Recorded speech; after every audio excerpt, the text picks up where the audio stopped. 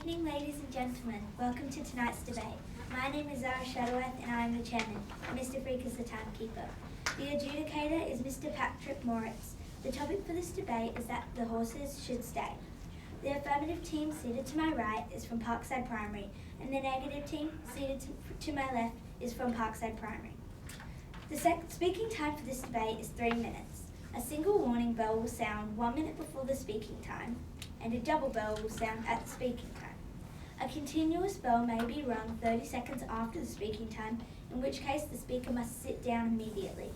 Please switch off your mobile phones and other electronic devices. I declare this debate open and call upon the first affirmative speaker, Layla Shuttleworth. Good evening, Madam Chairman, ladies and gentlemen. The topic for our debate is that the horses should stay. We define the topic as horse, meaning those four-legged mammals which are specially trained to be part of the South Australian Police Force's Mounted Brigade. Should being defined as something you ought to do or something that is a good idea. And finally, stay being defined as the horses in question being able to remain in their current numbers at the historic olive grove located on the northwestern edge of Adelaide's Central Business District. We, the affirmative team, believe that this statement is true. Today's first speaker, I'll be talking to you about how the horses must stay because it is near the city and makes for effective policing, and how it is questioning the fact that the council is prioritising non-native trees over the safety of our Adelaide community. Finally, I'll be talking about how the Adelaide City Council is showing no consistency nor logic when picking and choosing when to protect what are best described as old trees. Our second speaker will be talking about how it is a waste of time and money to transport horses back and forth from distant locations in order to fight against crime, and how they are simply just olive trees that have no significant meaning to Australia. And our third speaker will rebut and sum up our team case. Today I'm going to be discussing 3 points. My first point is how the horses must stay because it is in a prime location near the city and makes for effective policing. An Adelaide Parklands Authority report states that SA Police very highly value the proximity to the city, and who are the council to argue? In a recent ABC News report, Senior Sergeant Glenn Potter, who heads up the West Australian Mounted Horse Brigade, said having one trained police horse is the equivalent of having 10 police officers on the ground. The more horses nearby and the quicker they can get to the CBD is the better for all of us, especially when you consider a document prepared by former Attorney General John Rao in 2018 states that nearby Hindley Street is a hotspot for violence. My second point focuses on the council favouring old non-native trees over the police horses, which only 2 months ago were described as a South Australian icon by our Police Minister, Vincent Tarzia. He labelled these horses as a key part of our history, with the local police the only jurisdiction in the world to exclusively use grey horses. Furthermore, according to the state government's new Women's and Children's Hospital Master Plan, which was released in July, the neighbouring olive grove, previously used by the police horses, is set to be destroyed with the land used for a multi-storey car park. Go figure. My third and final point is that the Adelaide City Council is showing no consistency nor logic when picking and choosing when to protect what are best described as old trees. While these olives are said to date back to 1862, there are numerous other examples where the council has destroyed trees of significance. For example, according to the Advertiser in 2014, it took council workers just a few hours to destroy and remove the 140-year-old Moreton Bay fig tree in Hindmarsh Square. On another occasion in the year 2019, according to the Advertiser, the Adelaide City Council voted to support the demolition of the 11-century-old trees along North Terrace to make room for new buildings. So, Madam Chairman, ladies and gentlemen, in conclusion, we the affirmative team strongly advocate towards the stay of the horses. Our argument is as big and as strong as the horses themselves. They are already doing an excellent job carrying the burden of protecting the Adelaide community, and us as citizens must repay the favour. We shouldn't allow a few naysayers to stand in our way. Thank you.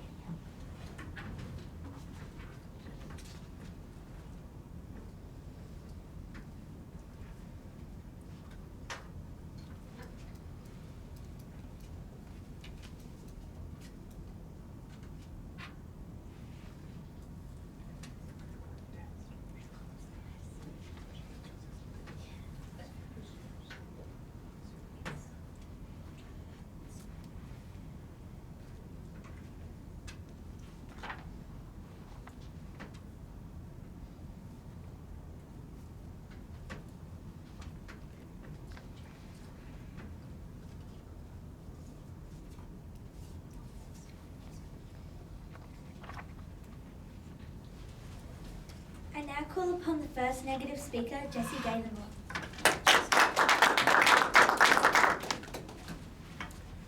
Good evening, Madam Chairman, ladies and gentlemen. The topic for tonight's debate is that the horses should stay. We, the negative team, agree with the definition provided by the affirmative team. However, we, the negative team, strongly and firmly believe that this statement is false. I, the first speaker, will be discussing 3 points. It is having a detrimental impact on heritage property. Horses should not be kept in confined spaces, and it will negatively impact Adelaide's environment. Our second speaker will explore 2 points. The environment benefits from our trees, and that the production of olives has already taken a hit. Our third speaker will rebut and sum up our team's case. Firstly, the horse's presence is having detrimental impact on the heritage aspect of the olive grove. These distinctive trees in the Adelaide olive grove have been growing for 159 years, making them valuable heritage property. However, these horses are severely impacting them. The SA Police History website has informed us that trees are not the only nature growing in the olive grove. There are also many plants and animals as well. Keeping the horses may jeopardize the flora and fauna, an important part of the ecosystem. Furthermore, horses should not be kept in confined spaces. According to the UK government, depending on the breed, horses require a certain lifestyle in order to survive. This includes size of the area the horses are in, a consistent food source, and the list goes on. The Adelaide Gaol Olive Grove is a small and rather enclosed place for horses to be kept, which ultimately affects their lifestyle, and does not meet this criteria. The olive grove's stabilisation for its horses is not 100% perfect due to certain techniques or ways of actions done by the SA Police. This is why these horses should not be kept in confined space. Finally, Adelaide is famous for its parklands, and every tree destroyed detracts from that. Adelaide parklands have been around for over 180 years now, which is why we treasure ourselves by having a rich environment. Adelaide has scored an extremely high total for its environment and green spaces from the parklands. Diminishing these trees will subtract Adelaide's rating for our renowned environment. This is why every tree we destroy will be negatively reflected on our livability score. So, in conclusion, ladies and gentlemen, we, the negative team, strongly and firmly believe that the horses should not be kept. Heritage can't be moved. Heritage can't be bought, or heritage can't be changed. We have the privilege of having heritage right here in our parklands, and it must be preserved in our community. Thank you.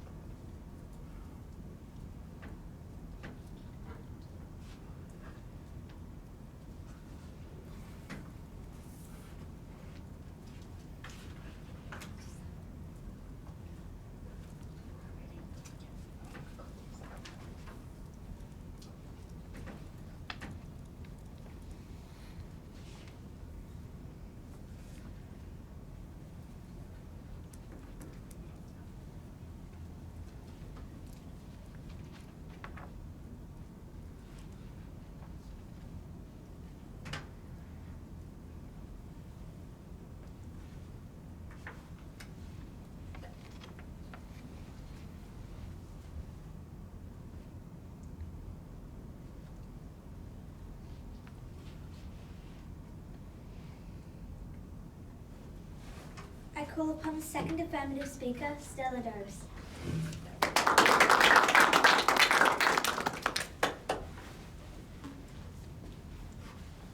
Good evening, Madam Chairman, ladies and gentlemen. The topic for tonight's debate is that the horses should stay. We, the affirmative team, strongly believe that this statement is true. The first negative speaker has tried to tell you the horses should not be kept in captivity and that keeping them in captivity is really not perfect. It's the closest thing that people could find to perfect to keep them in this olive garden. It has the right amount of space for them to run around and also good social awareness for everyone else when watching the horses walking by. They have also tried to tell you that every tree that will be destroyed will have a negative impact on Adelaide. It's only one garden, and why can we replace other groves with multi-storey car parks and have no effect on the public? Our first speaker has already spoken to you about convenience, that the council is prioritising trees over public safety, and how the council is making questionable decisions about how they protect these trees. As second speaker, I will be discussing 2 points. Firstly, that transporting these horses would be a waste of time and money, and that they are just olive trees and have nothing particularly special about them. Now to my first point. The Adelaide Council has said that they want to remove half of the horses in the olive garden and take them to Echunga in the hills. It takes a regular car an average of 36 minutes to get from Echunga to Adelaide. Seeing as all of these horses would need to be moved to the city for emergencies, it's an inconvenient distance to drive with a horse float. A horse float is a carriage that carries horses to certain places. The largest float that can be bought is a 9-horse float. According to sapolice.com, they do not own horse floats over 4-horse fits. It would save time having 9 horses going up to Echunga at a time, but according to imperialfloats.com, a 9-horse float costs around $130,000, and the police would also need to buy a minimal of $20,000 truck to pull the float. Even worse, they would still have to do 2 trips since the council wants 12 horses gone. If they decided to use 4 or 2-fit floats, then it would take them much longer to get Echunga. According to CFSOLC.com, a police car paint job, which is mandatory, would cost $5,000 to $7,000. These are all just unnecessary costs, and if we just let the horses stay, they could all be avoided. Secondly, these trees have very little meaning to Adelaide. They aren't native, and olive trees are technically pests, since they're an invasive species that was introduced to Australia. Australia's biggest pest is the European rabbit. Saving these trees would be like saving the rabbits, utterly useless. These olive trees have no meaning, and according to weekendnotes.com, there are tours that can be done around the garden, but on average, only 86 people a year are actually so interested in doing these. This shows how little the public cares about these trees. According to Rand.org, police horses are one of the most efficient ways of interfering with riots and sudden catastrophes. We need these horses, and we don't need these trees. So, Madam Chairman, ladies and gentlemen, we, the Affirmative team, strongly believe that people's safety should be valued more than insignificant olive trees. Thank you.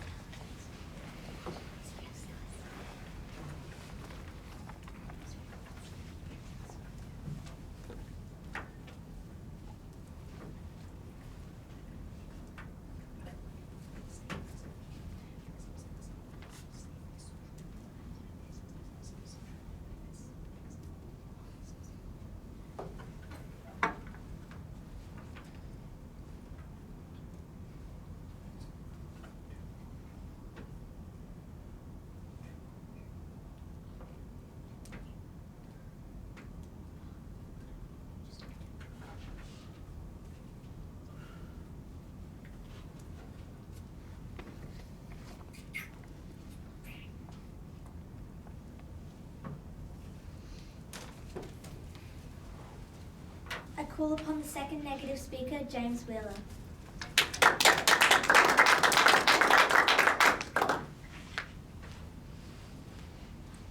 Good evening, Madam Chairman, ladies and gentlemen. The topic for tonight's debate is that the horses should stay. We, the negative team, strongly and firmly believe that this statement is false. The first affirmative speaker has tried to inform you that the council is favouring horses over olive trees. This is incorrect because although the olive grove is closer to the central SA police, we would like to remind the affirmative team that congesting traffic is not an urgent matter that must be addressed in emergency level time. The council is simply addressing the extremely long-felt negative impact of the SA police not trying to support local heritage businesses. The first affirmative speaker has also tried to convince you that the Parklands is a far more convenient location than Adelaide Hills. Whilst this may be true, horses are being used far less frequently in the South Australian Police Force. Although the horses are sometimes used for controlling passenger traffic at big events, they are usually used for commemorative events such as Anzac Day. If the horses were moved to the proposed location by the council, there would be a police station roughly 5 minutes away from the reserve. Destroying native olive trees may save you a few minutes from the city. However, in the long run, the Adelaide olive grove is not the ideal place for these police horses. Our first speaker has already informed you that the horses are having a negative impact on heritage property, that horses should not be kept in confined spaces, and that taking out trees makes Adelaide less livable. Today's second speaker, I will be talking about how horses are contributing to the destruction of trees as well as interrupting the olive production. Firstly, the environment benefits from trees immensely, and the horses are contributing to their destruction. The SA Government Department for Environment and Heritage has specified that 75,000 trees are eradicated per year. To stop this figure from growing, we must preserve the life and welfare of these trees, and this is not happening in the Adelaide olive grove. An independent arborist has identified the extreme branch and stem damage, root exposure, soil compaction, as well as sparse foliage, and in some cases dead trees. Ecologists from the Sydney Morning Herald have found that trees not only support us with the sufficient oxygen to live and absorb as much as 22 kilograms of carbon a year, but they also help develop water ecosystems and significantly reduce other polluting gases.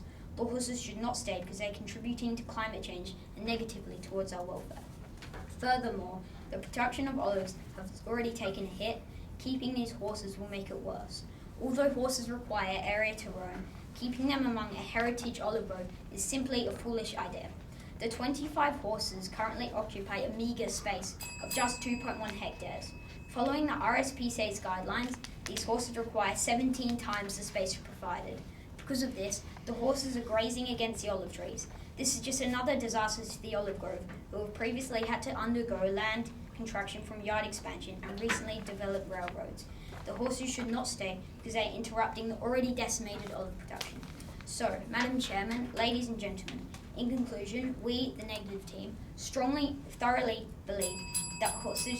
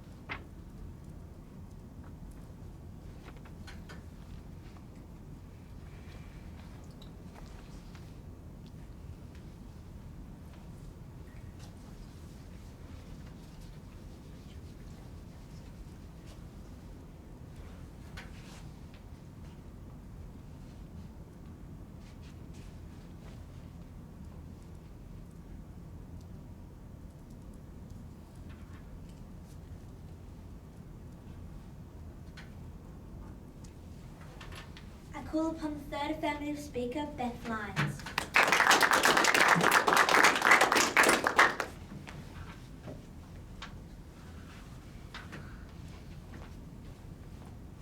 Good evening, Madam Chairman, ladies and gentlemen. The topic for tonight's debate is that the horses should stay. We, the affirmative team, believe that this statement is evidently true and value public safety over an olive grove. The first negative speaker has tried to tell you that the horses are unfairly damaging the olive grove.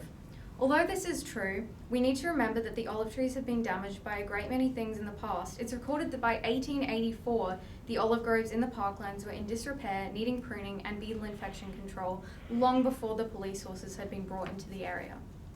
The first negative speaker has tried to state that the olive garden has too much heritage value to be destroyed.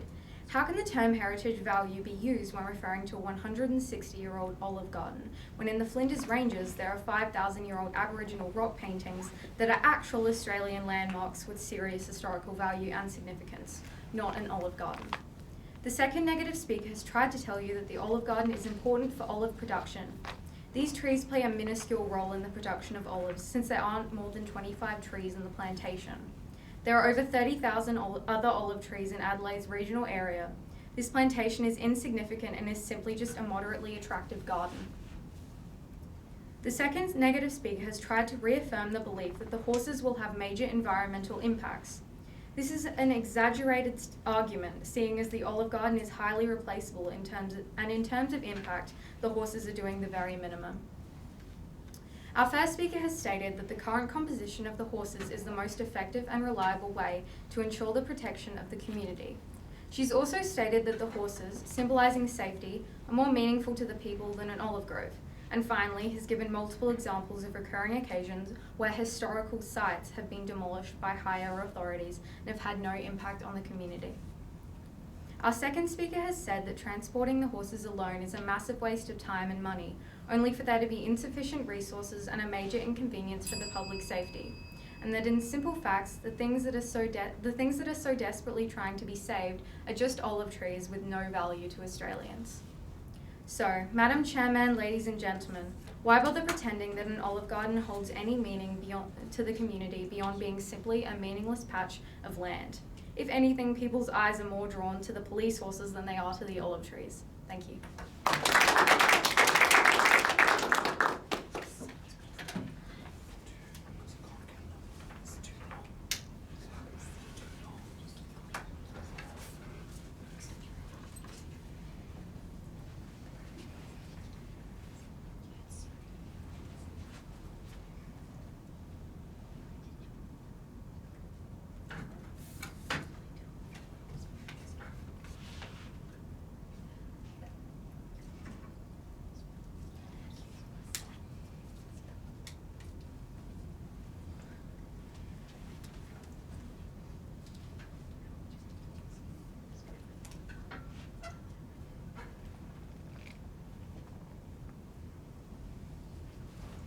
I call upon the third negative speaker, Rob Richard.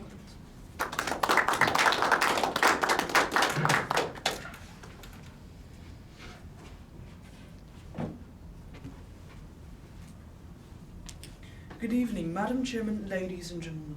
The subject of tonight's debate is that the number of police officers kept in Adelaide Gaol, Olive Grove, ought to be retained.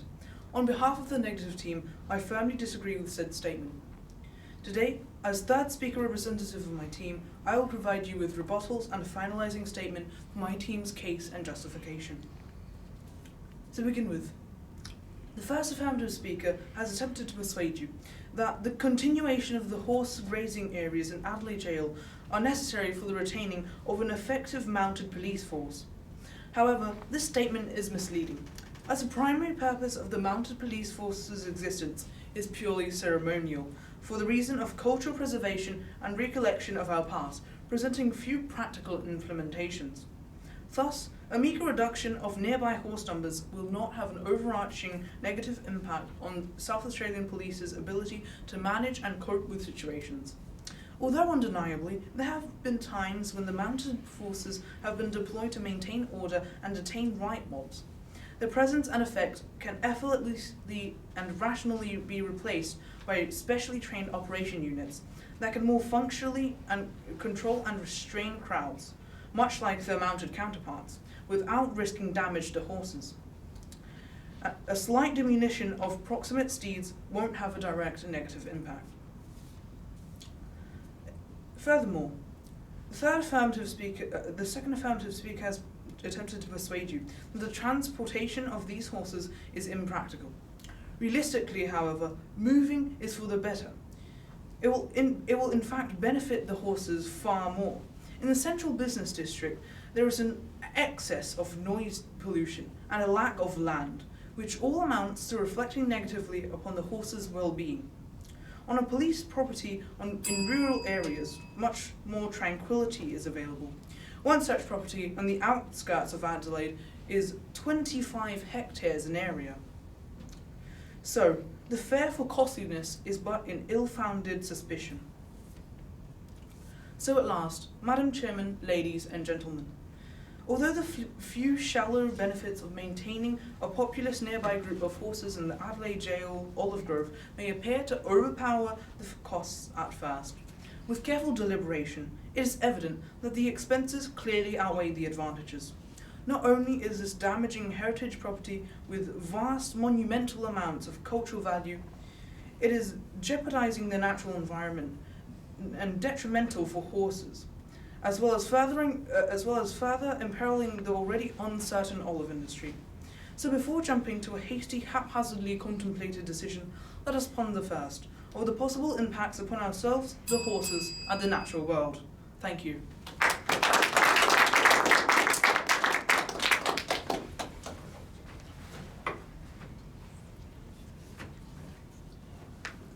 While the adjudicator finalises the results, I will read this evening's chairman notices.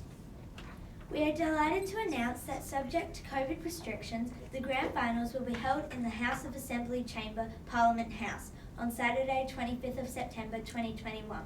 There will likely be a need to RSVP for contact tracing purposes, so please keep an eye out for this information. Topic and side information for semi-finals will be available on the Debating Essay website from tomorrow morning. Please make sure to check your site and debate time information carefully. Debates will be held here at the same venue next week.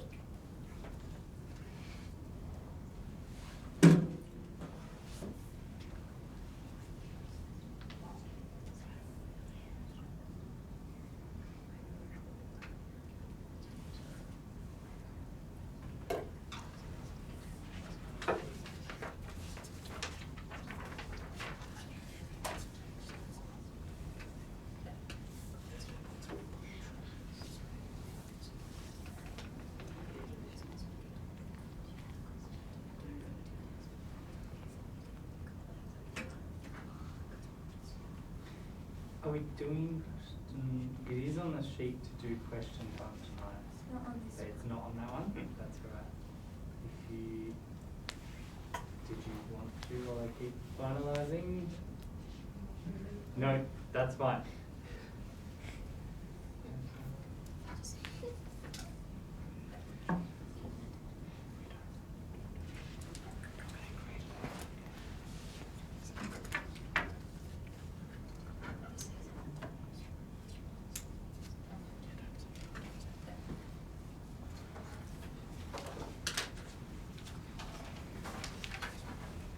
I now invite the adjudicator, Mr. Patrick Moritz, forward. Good evening, everyone. Firstly, I'd like to say congratulations to all the debaters for making it to the finals in what has been a sort of interrupted season. I hope you have all enjoyed your debating and learned a lot from it. I'm going to jump straight into some individual feedback. So to our first affirmative, Layla, we had three sort of really good substantial arguments, which was great to hear right off the bat. However, I think tonight, as a whole, the debate could have benefited from having a little bit more in the definition. So, and this is to sort of all of the debaters. If you do debating again next year, or I guess next week in the finals for one team, these sort of really specific topics that can be quite specific and or complicated topics really benefit from in the first speaker, normally affirmative but sometimes negative as well, going over the specifics of the topic at hand. So tonight I think that could have been done a little bit more in definition. Now I'm saying this to you, Leila, but that is sort of like a team thing. Definition should always be something you work on as a team, because that helps the audience to follow along. Giving that history and the specifics helps the audience to follow the arguments of both teams. So something to think about for the negative team as well. If you do debating next year, but even in other things that you'll be doing, giving a little bit of background is always a good idea. That being said, tonight, Layla, in addition to sort of how substantial your arguments were and well put, you also made sure to include the source of your research, which was really good to hear tonight, so well done.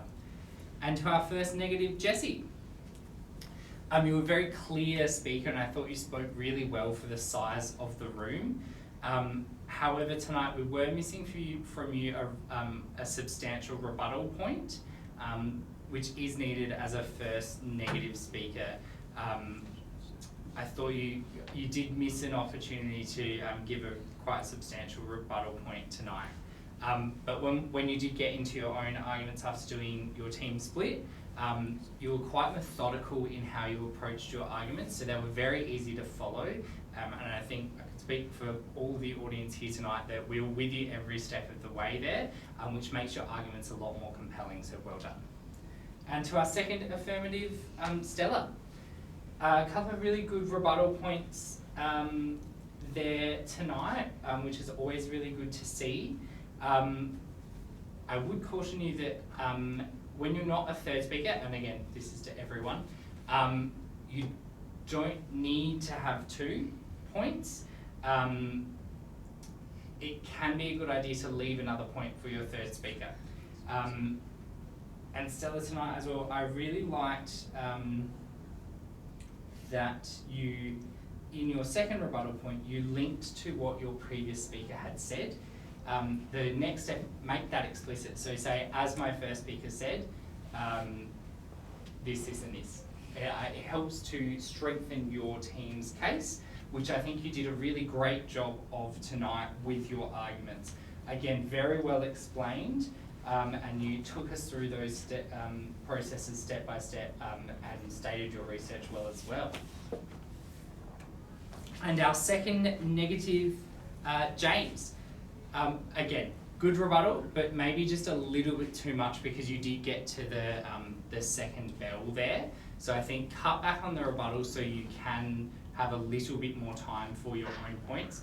Now, part of the reason why this is because you are all doing quite well, and I think you're ready to move up to that next step where you get a whole extra minute in the Year 8 competition.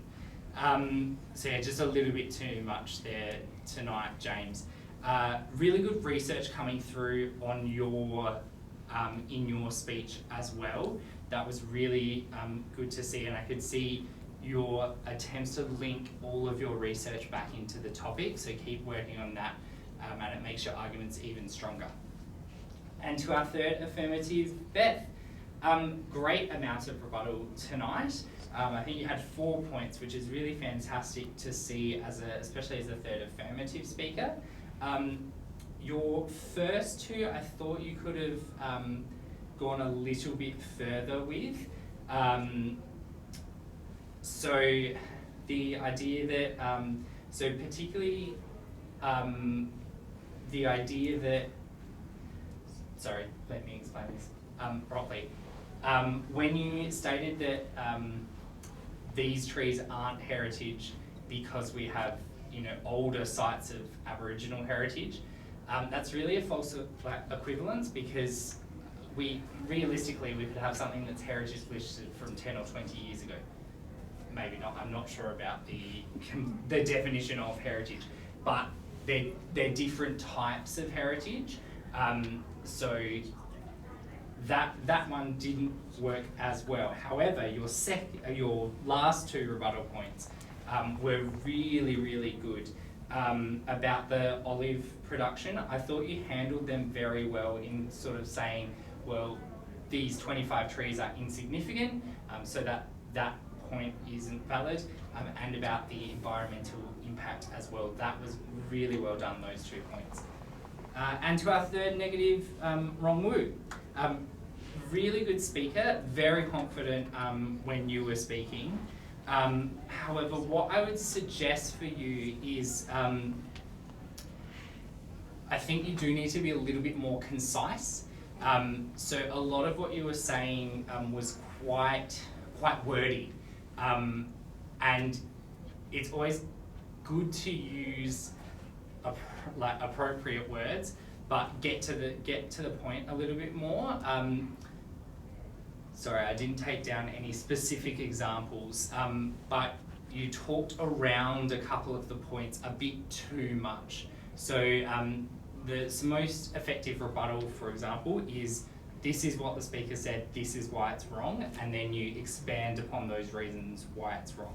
which you did do tonight in your 2 rebuttal points, but I think as a team, your team's case could have benefited from you having the time to go for another point as well. But I did particularly like your second rebuttal point there about how moving will benefit the horses themselves. That you had some research coming through, which is really great to see in rebuttal. It just would have been great to have a third point as well, so 1 point from every speaker.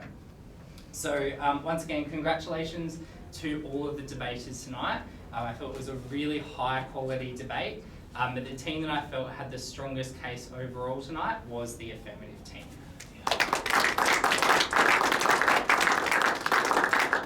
And tonight's debating award goes to Stella.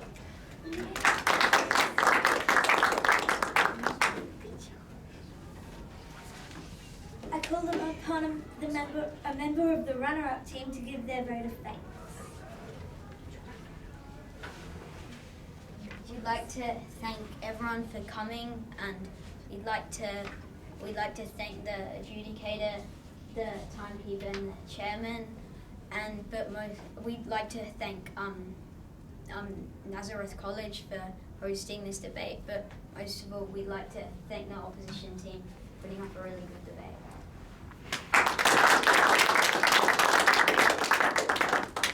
I call upon a member of the winning team to second that vote of thanks. We would like to thank our fellow Parkside team for putting up a strong and a really fun debate, our friends and parents for coming tonight, our adjudicator, and Nazareth College for hosting tonight's debate. Ladies and gentlemen, thank you for your attendance. I now declare this debate closed.